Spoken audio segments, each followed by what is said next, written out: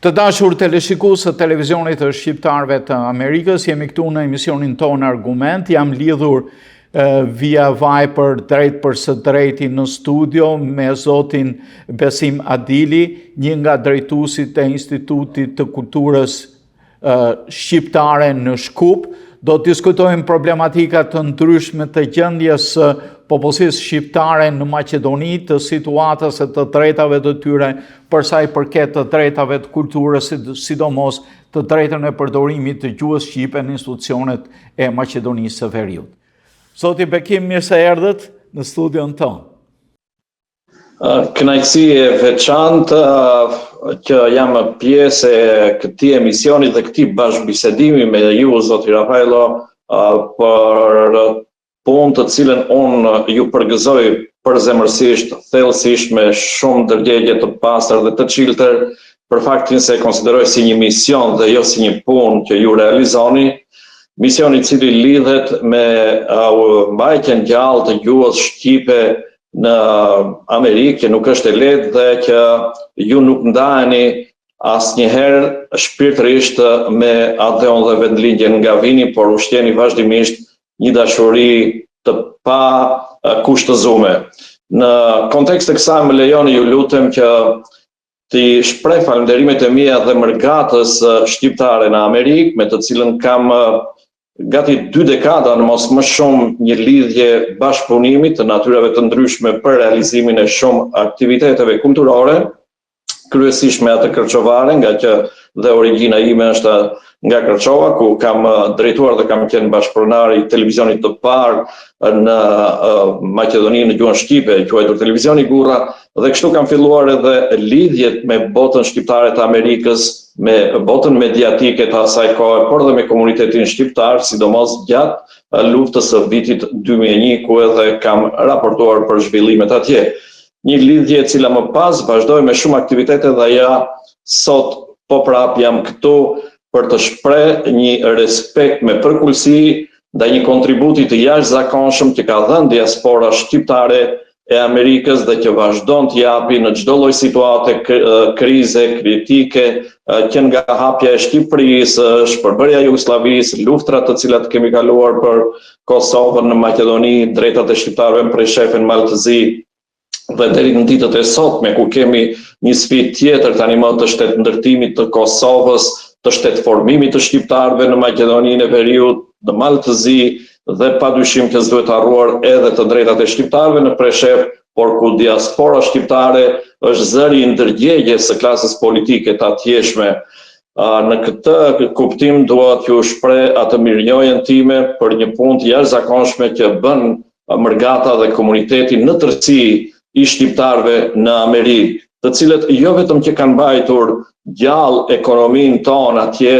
me investimet, me ardhjen, me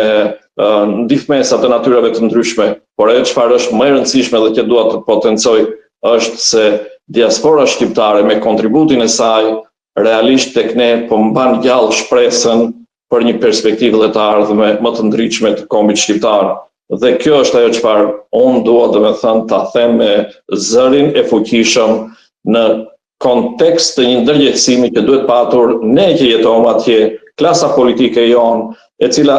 nga përditshmëria përfshihet në interesa ose situata banale të cilat nuk kanë politike larg interesit përgjithshëm kombëtar. Është fat dhe fakt që kombi shqiptar është krijuar nga diaspora. Në kuptimin është krijuar që nga rilindasit e deri në kohët më moderne, dhe faleminderit ju që nxirrni në pa këtë rol. Ne, si shqiptar të Amerikës, e quajmë veten shqiptar. Nëse trojet shqiptare nuk e kanë arritur bashkimin politik, ne kemi arritur bashkimin e zemrave, edhe ne si televizion, për të bërë diçka me njohje ju, i drejtojmë gjithë komunitetit shqiptar, pavarësisht origjinës, pavarësisht dialektit, pavarësisht dasimeve krajnore dhe fetare, me idenë e bashkimit ton, me idenë e përcjelljes së shqetësimeve të përgjithshme për mbarvajtjen dhe për konsolidimin e të drejtave të shqiptarëve kudo që ndodhen, në drejtave politike, ekonomike, në Shqipëri, Kosovë dhe në të gjithë trojet e tjera të Ballkanit. Në këtë mes, një nga shqetësimet më të fundit që ne si komunitet shqiptar i Amerikës, ju e keni parë dhe në takimet që keni patur në Chicago, është problemi i të drejtave të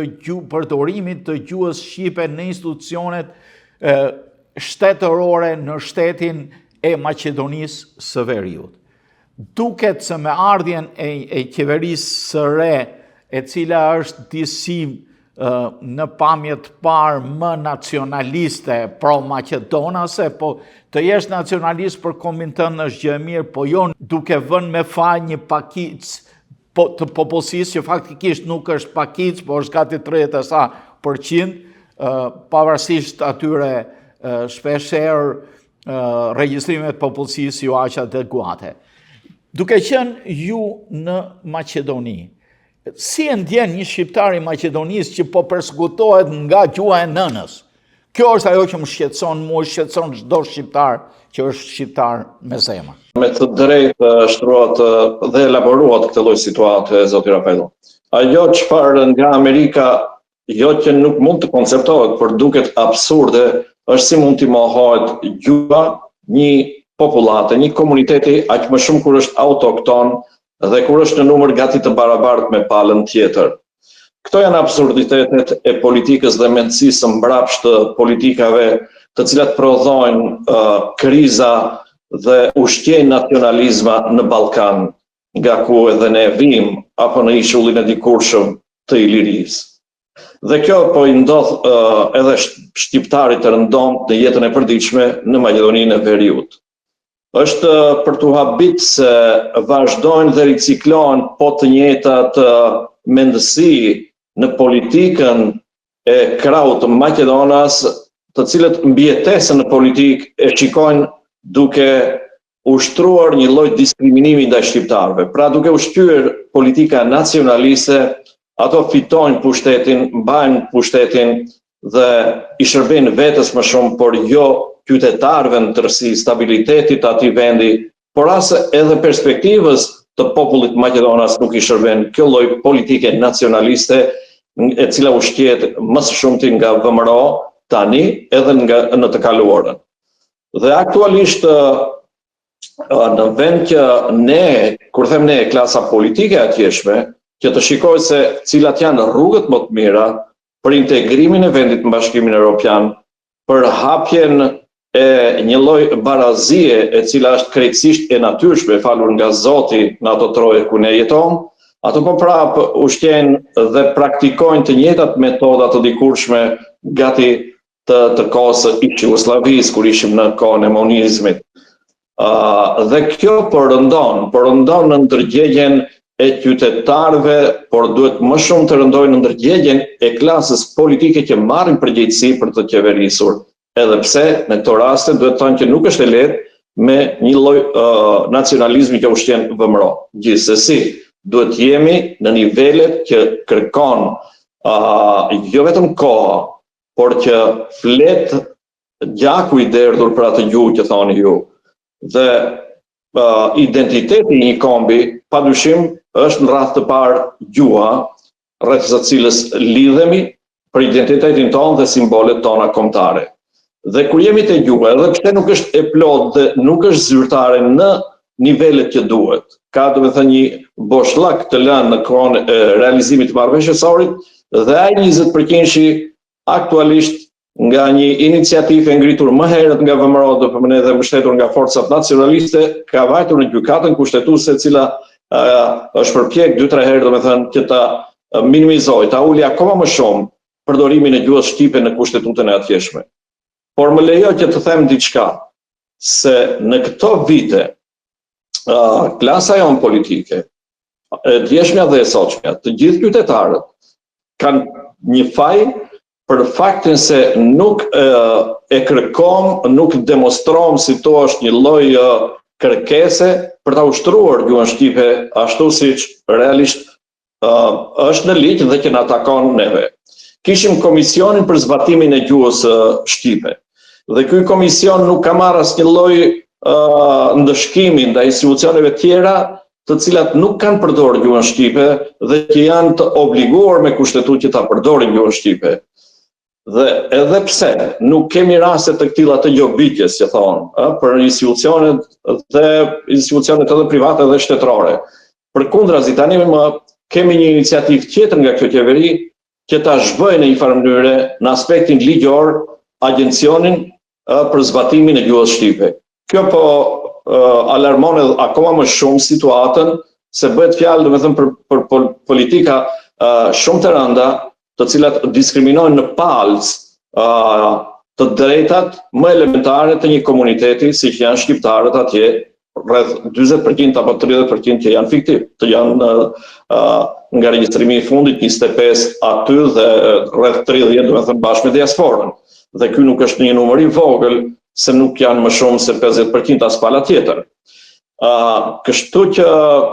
mund ta diskutosh nga Amerika këtë problematikë, thuaj se është padyshim banale dhe absurde. Por fatkeqësisht ne po përballemi atje po prapë me këto lloj politikash nacionalizmi dhe ajo çfarë dua të potencoj është se këto lloj praktikash kanë lodhur qytetarin e atjeshëm, varfërojnë vendin, e kanë izoluar tërësisht Maqedoninë e Veriut, është bërë ajo vrima e zezë bashkë me Serbinë në hartën e kontinentit europian, dhe në vend që ne të jemi pjesë e Bashkimit Evropian, të integrohemi, të stabilizojmë situatën, ne përkeqësohemi me këto vendime, me këtë lloj politikash të mbrapshta të një mendësie, mos të them gati primitive, situatën në këtë vend i cili në hartë ose në optikën e një shqiptari apo të një qytetari të rëndom nga Amerika duket shumë e vogël për të trajtuar këtë lloj problematike, por fatkeqësisht ky Ballkani i vogël pas ka shumë fuqi për të prodhuar kriza. Dhe ja që përveç lindjes është Ballkani, si to është ajo paralelizmi tjetër i sajesave të krizave të kësaj natyre, të cilat duhet theksuar që lidhen edhe me interesin padyshim të geopolitikës, të interesit amerikan. Përgjithshme interesave ruse në rajon, interesave të Serbisë e të tjera. Por unë do të fajsoja, ju filluat ta përmendit, por unë do të fajsoja edhe klasën politike shqiptare. Të gjithë partitë politike shqiptare në Maqedoni harrojnë se kërkojnë të hyjnë në BE, e që të hysh në BE do të kesh të njëjtat të drejta siç kanë kombe të tilla si valonët në Belgjik, apo pra pakicat kombëtare, në këtë rast nuk është pakicë kombëtare, por popullsia e cila është në raport me popullsinë kryesore e dyta, duhet të ketë të njëjtat të drejtat paraqitjes së problematikave të jetës përditshme, të atyre jetësore, të atyre të gjykatave, të atyre të parlamentit, deri tek emërtimet rrugore. Sepse unë lexova disa lajme të fundit në Maqedonia që edhe emërtimet rrugore po i ndrojnë, po i bëjnë vetëm maqedonisht dhe anglisht dhe shmangin gjuhën shqipe. Pse nuk luftojnë këto partitë politike shqiptare, apo e bëhen më tepër luftë për të marrë një karrike të vetën në kuadër të një administrate të caktuar? Kjo është pyetja më shqetësuese, e cila nganjëherë jo se nuk ka përgjigje, por që fatkeqësisht atje situata është e rënduar nga një konflikt, do ta quaj, apo përplasje pa kuptim mes forcave tona politike. Në vend domethënë që të jenë të bashkuar rreth një platforme për këto të arritura të cilat janë larë me gjak. Dhe kjo nuk do të harruar asnjëherë se dikush ka dhënë jetën. Neve realisht po luam, kur them ne, do të thënë klasa politike në tërësi, me atë sakrificë të madhe që ka populli shqiptar i atjeshëm, mërgata dhe miqtë tanë, të cilët një ditë mund të lodhen, që janë Shtetet e Bashkuara të Amerikës dhe Europa, me këtë lloj mendësie të niveleve më të ulta, të pa një lloj përgjegjëshmërie të plot. Dhe ajo çfarë ndodh aktualisht justifikohet me faktin se VMRO ka numra dhe shumë e fuqishme, dhe ndërkohë ka një konflikt i cili fokusohet fatkeqësisht më shumë në mes të shqiptarëve. Dhe kjo është ajo çfarë unë e quaj, domethënë, turpi që na ndodh sot neve, duke u përplas njëri me tjetrin, dhe të tjerët në komoditet vazhdojnë diskriminimin atë që theti të shqiptarëve tani më edhe në nivelet më të ulta, duke hequr jo shqipe edhe nga ato tabelat e rrugëve nacionale. Unë mendoj se do t'ishte shumë e rrugës, kështu ka qenë premtimi, uroj e shpresoj që të reflektoj aktualisht koalicioni Vlen, i cili erdhi me premtimet që do të afatizoj kërkesat të cilat lidhen dhe me gjuhën, nga 20% që të kaloj në gjuhë zyrtare, gjuha shqipe, dhe me përfaqësimin e shqiptarëve, që u hoq ligji i balansuesit, që ishte një ligj i cili në mënyrë adekuate bënte përfaqësimin e shqiptarëve në institucionet e atij vendi dhe me integrimin e Maqedonisë së Veriut drejt Bashkimit Evropian. Këto premtime nuk janë realizuar, ai afat ka kaluar disa herë, nuk kemi një qëndrim tjetër se si realisht do të jetë pozicioni i partive tona shqiptare në qeveri sot, për faktin se ofrojnë edhe zgjedhjet lokale, dhe ne atë çfarë konstatojmë, e them me për fatkeqësi, është se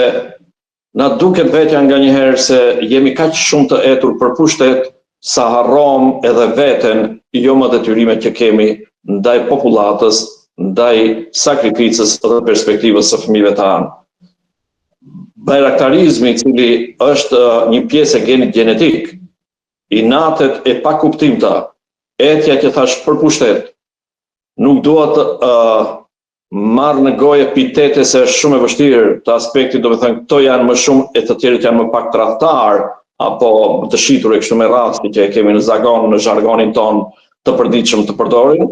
Kjo nuk na nderon, por ajo çfarë neve na bën që ta ndjejmë veten, do me thënë, gati thuajse të poshtruar përballë politikës maqedonasve, është një situatë e cila konfliktuale brenda botës shqiptare, që nuk na nderon as pak dhe që rëndon dhe humb shpresën, sidomos tek të rinj që na hikin dhe boshatisin vendbanimet tona, sepse nuk e shikojnë veten se janë të përfaqësuar me atë dinjitet, me atë krenari për të cilën shqiptarët kanë dhënë gjithçka nga vetja për të qenë neve në një institucion dhe në qeverinë e artjeshme në mënyrë krejtësisht të barabartë për të përfaqësuar shqiptarët dhe që të kemi vendimarrjen tonë. Pra jemi tani më në periferi, do të thosha të qeverisjes, nuk kemi vendimarrje të fuqishme, nuk kemi pozitat që duhet, dhe e gjitha kjo ndodh se ne nuk kemi të unifikuar faktorin tonë politik. Nga një përçarje pa kuptim, neve na ndodh ajo çfarë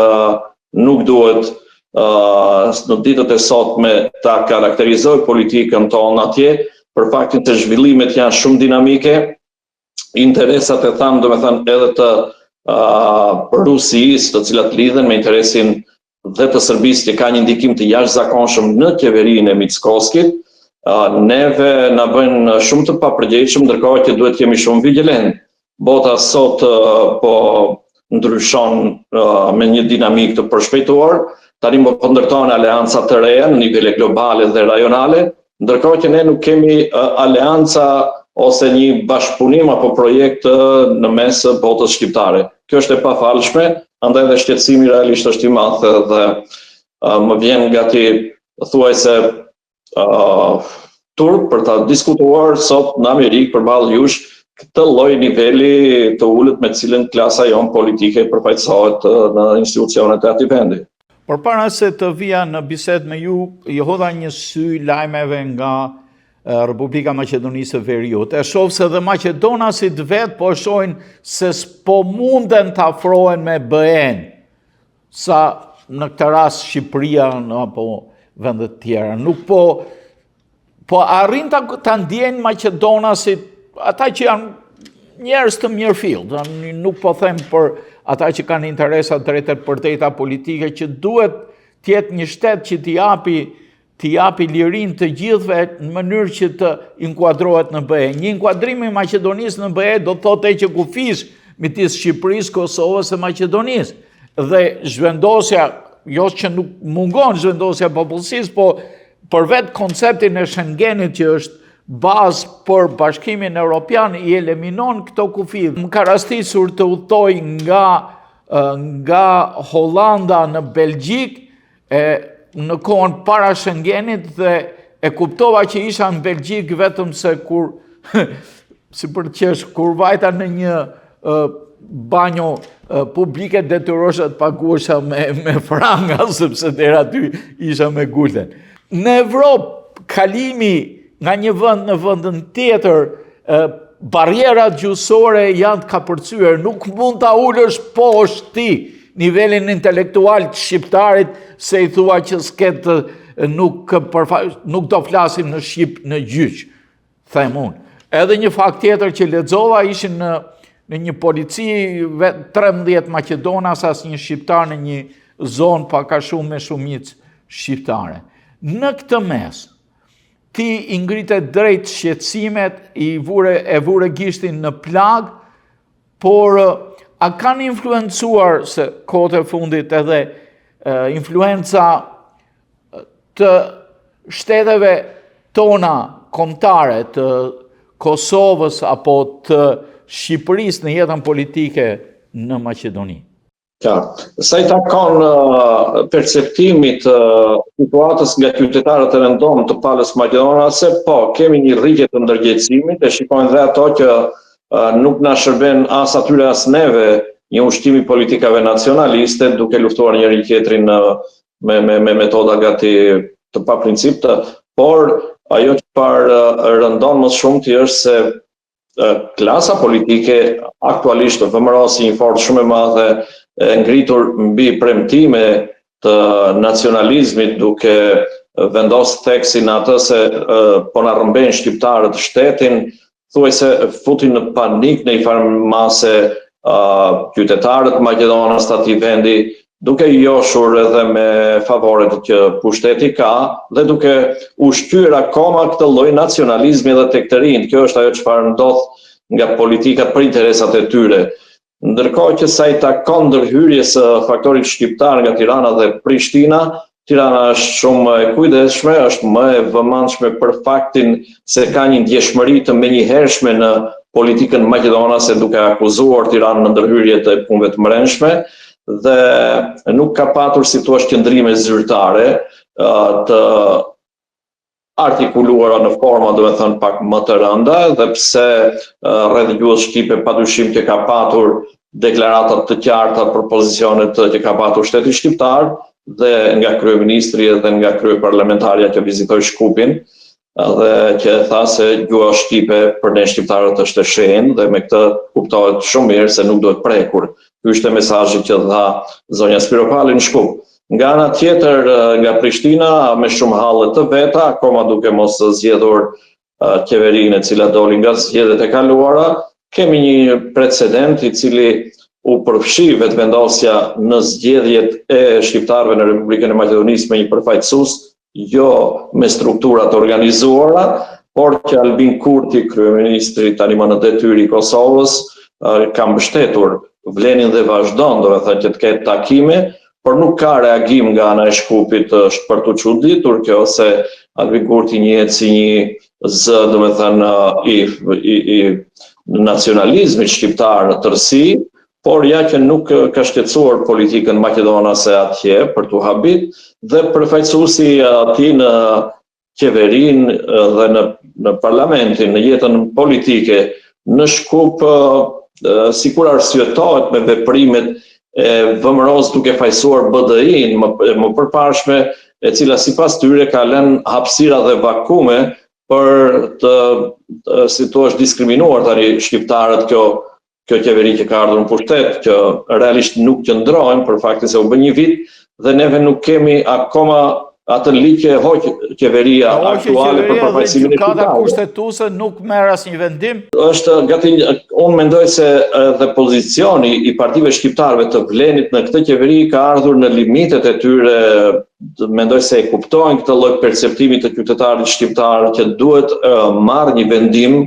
i cili do të nderonte ato dhe padyshim do të ndihmonte edhe kauzën e shqiptarëve, por edhe Maqedoninë dhe qeverinë aktuale për të integruar drejt Bashkimit Evropian, atë që thatë ju që është shumë e rëndësishme integrimi, për faktin se Maqedonia e Veriut dhe Ballkani në tërësi është shumë i vogël, është i papërfillshëm për Bashkimin Evropian dhe ne kemi nevojë për një mbështetje për integrim për të stabilizuar situatën. Edhe kundërta e kësaj ushqem një lloj kaosi, një lloj pasigurie dhe mungesë perspektive e cila reflektohet në ikjen e popullatës dhe në një pagjedurshmëri të politikave të cilat nxisin vazhdimisht krizë. Por po prap këtë e lidhim edhe me zhvillimet e asaj që quam intereset e lindjes dhe perëndimit, ku edhe Maqedonia është e ndarë në këtë lloj situate. Bota slave kuptohet që ka interesat e veta që sillen rreth Serbisë dhe Rusisë, ndërkohë shqiptarët nuk duhet edhe nuk kanë pse të ngelin peng të situosh të kësaj situate, për faktin se deklarativisht edhe pala Maqedona se çdo politikan pajtohet që duhet integrohet vendi drejt Bashkimit Evropian, ashtu siç ndodhi me hyrjen në NATO dhe nuk i ndodhi asgjë e keqe se ndryshoi emrin kushtetues, edhe pse ato këtë moment e quajnë si një disfat shumë të madhe dhe që kanë një thyrje të krenarisë së identitetit të tyre të ushqyer thuajse në përmasa artificiale, për faktin se nuk janë Maqedonas antik, por janë të ardhur, janë Maqedonas slav dhe ato e kanë të vështirë që të pranojnë edhe ato pjesë si thua të historisë së tyre. Pra janë një ser kompleksesh të cilat e kompleksojnë qytetarin dhe politikën e atjeshme dhe nuk krijojnë horizonte të reja për cilat kërkon koha sot që të jemi më të hapur drejt botës së civilizuar dhe vendeve partnere si që është Bashkimi Evropian, Amerika dhe NATO, ato që të sigurojnë një lloj mirëqenie dhe sigurie. Në këtë mes më fal Bekim, do të isha një këndvështrim tuaj dhe për rolin e Bullgarisë. Kohët e fundit ka pas presion nga Bullgaria ndaj qeverisë së Maqedonisë së Veriut. Ne e dim identitetin dhe origjinën e Maqedonasve, ça grupimi etnologjik janë, po në këtë mes si e shihnin rolin e Bullgarisë? Atëherë, ajo çfarë në dijenin time kërkon Bullgaria është që të njihet komuniteti i bullgarëve të cilët jetojnë në Maqedoni të jenë pjesë përbërëse e kushtetutës si komunitet. Dhe në kuadër të kësaj edhe një pjesë të personaliteteve të botës të mëhershme, historike, luftarake, por dhe të disa ngjarjeve të cilat kanë ndodhur në luftrat lufta ballkanike dhe luftat për pavarësitë. Ashtu. Dhe tani unë mendoj se mungesa e gatishmërisë nga ana e palës së Maqedonase, kryesisht tani nga ana e VMRO-s, është më shumë domethënë për një lloj politike nacionaliste që ato duan të ngrenë për të qëndruar më shumë pushtet se sa realisht kanë të drejtë në esencë. Është e pa kuptim sot ti mohosh tjetrit për ta njohur si identitet nacional dhe kulturor. Por çfarë ndodh, unë mendoj nga në perspektivë nga frika që ato ushqejnë tek vetja, bashkë me njohjen e komunitetit të bullgarëve, do të kemi një rënje të përqindjes së maqedonasve në atë shtet. Dhe kjo i frikson se në një të ardhme, ato nuk do të jenë si thua faktori kryesor,